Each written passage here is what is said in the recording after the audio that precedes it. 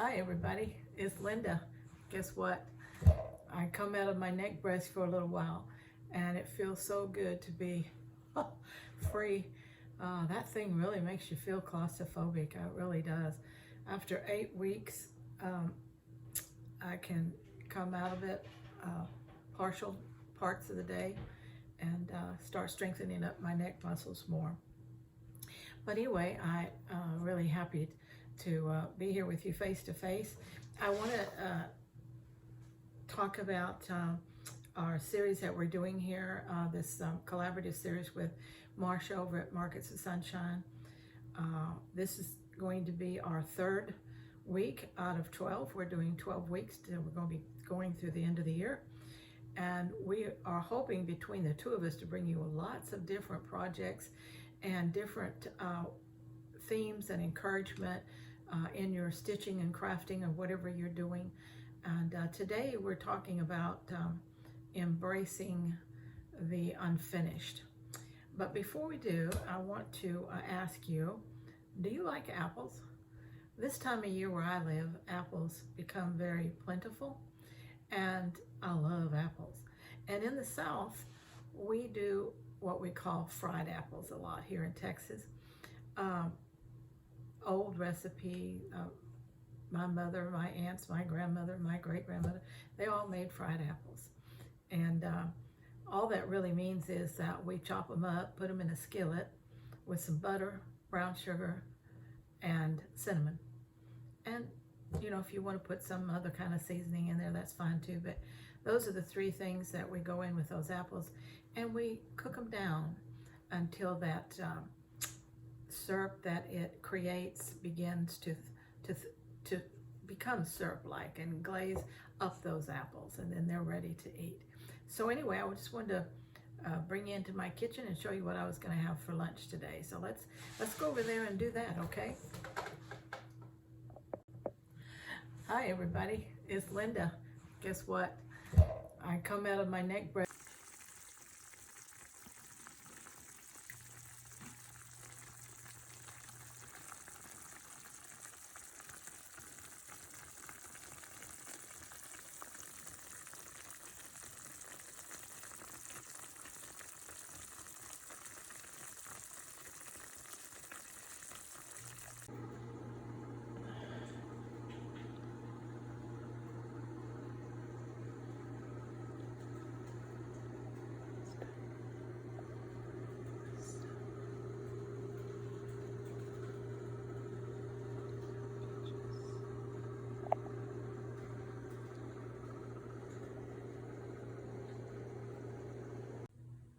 Okay, here we are, and I have finished the casing on the top and down the different center ones, and now I'm working on the left hand or bottom casing.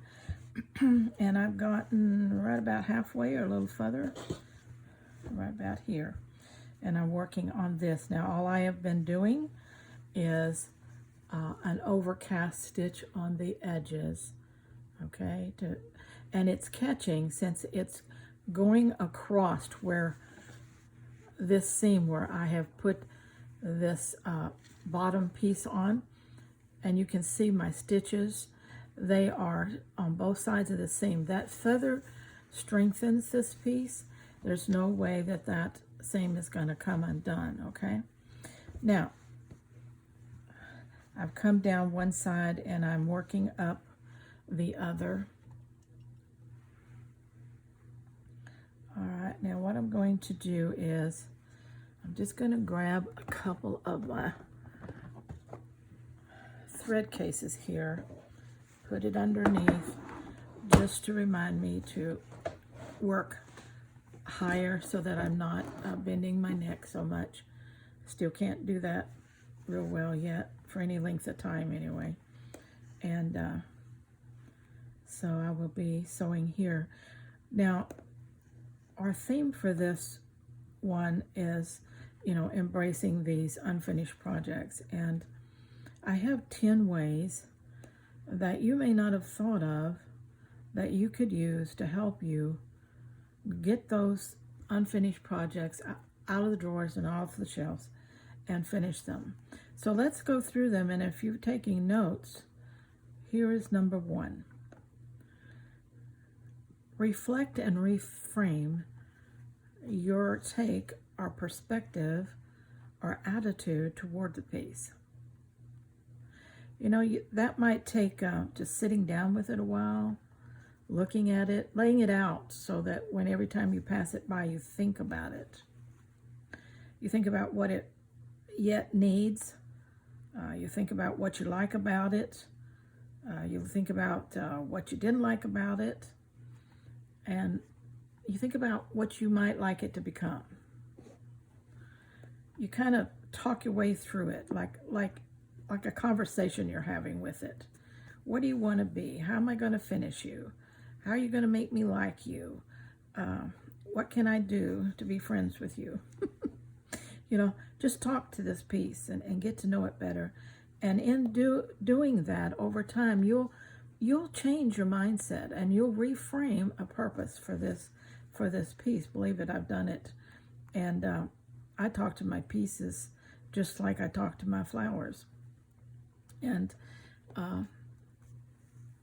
they just, you know, it's personal that way, and I work things out in my mind when I do that.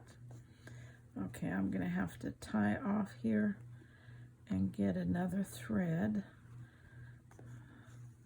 So let me do that. I can't do 2 things at once, so let me let me take care of the thread, and then we'll come back to our theme and point 2, which is use it as a practice ground.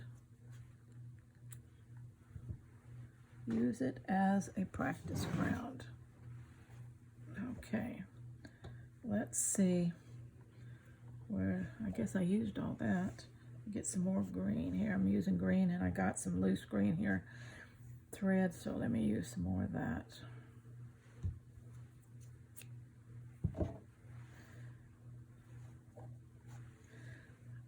Split it off into 2 strands. One thing that years ago, the reason I used so much embroidery floss was because I was constantly finding it at thrift shops and garage sales and things like that. Very, very cheap. Seemed like a lot of women get into cross stitching and other things, and then they just give it up, and pretty soon they just dump all their embroidery floss. Well, over the years, I have collected a lot, and so I've been working out of that stash now for quite a long time. What I do with that, there it is. And it has worked. I mean, the 2 strands are strong enough. They hold everything I need it to do. And they're easy to work with. It goes a long way. And it's cost effective. Okay. Now, if you just go buy a bunch of new, no, it's not all that cost effective. Other threads might be better. But if you're thrifting and you're keeping your eye out, and especially when you're doing yard sales, garage sales, things like that, you'll see that many crafters get rid of their embroidery floss from time to time. All right, let me get it started here. Okay.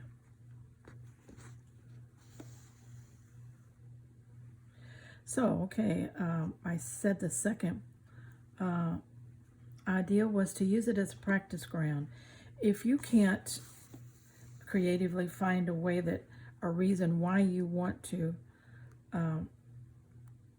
restart or refashion or pick up this unfinished piece and, you know, finish it, then simply use it as a practice ground. For instance, do you want to learn some new embroidery stitches? Do you want to try out a combination of stitches? Well, use that piece as your testing ground, you might say, your auditioning ground, and use it that way, and that therefore it has a purpose, and who knows what it might become when you get through. You know, I did that with a piece one time, and it turned out so cool with all the different things that I was testing out on it, that it eventually became a centerpiece of another piece of slow stitching. And who would have guessed that? Okay. All right, let's go to number 3. Use it in a collage. Combine it with something else layered up, and that way it's not exactly the focal point, but it adds to another project that you're using, that you're working on, that you do like and you do intend to finish. So that's a good way to do that. Another thing that I do sometimes, if I got a piece and I just really can't make myself finish it, I repurpose it. Just a lot of times I cut it up and I make it into other things totally. And you know me, I don't throw it away. I will do something with it, but and repurposing it a lot of times.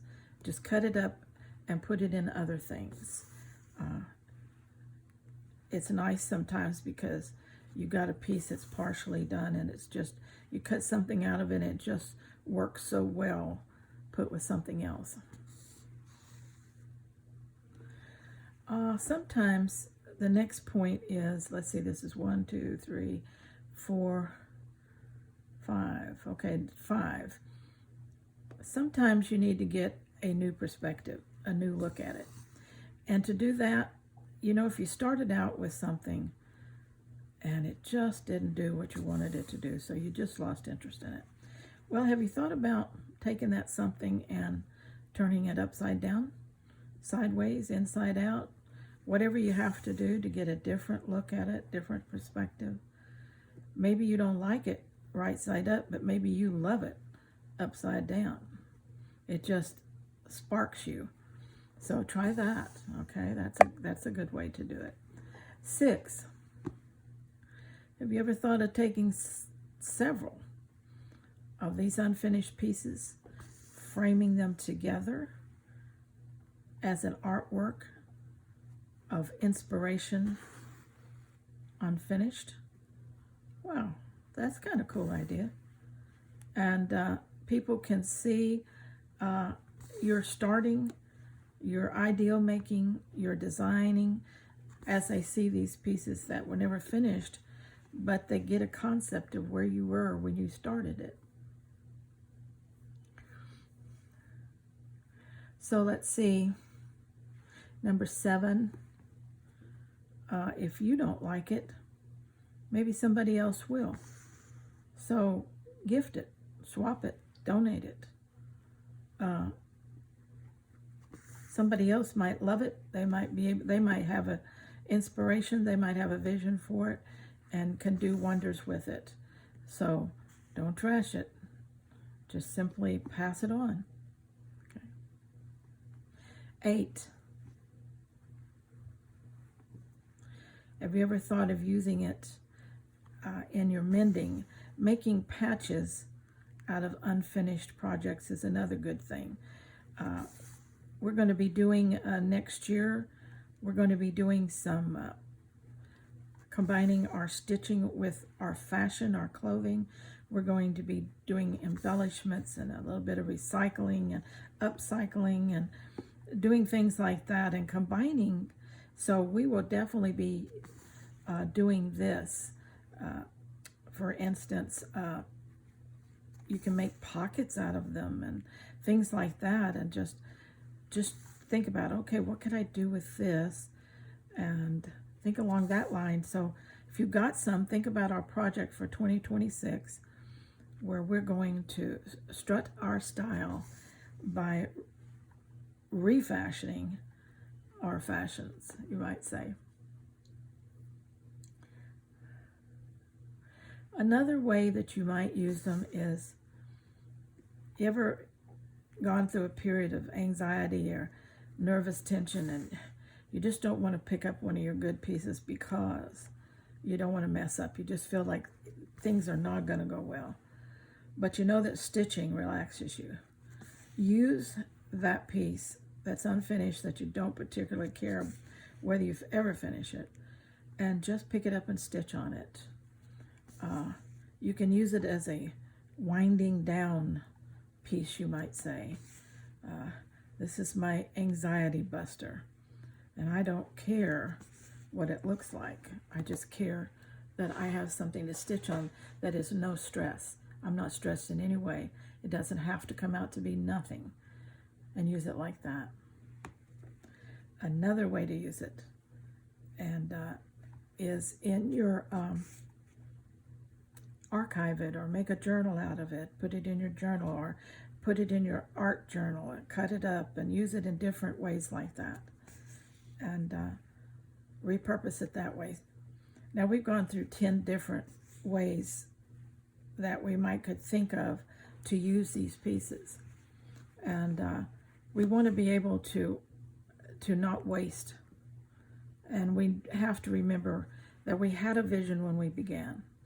We had a purpose, and sometimes we can resurrect that purpose, but if we can't, we can always change it.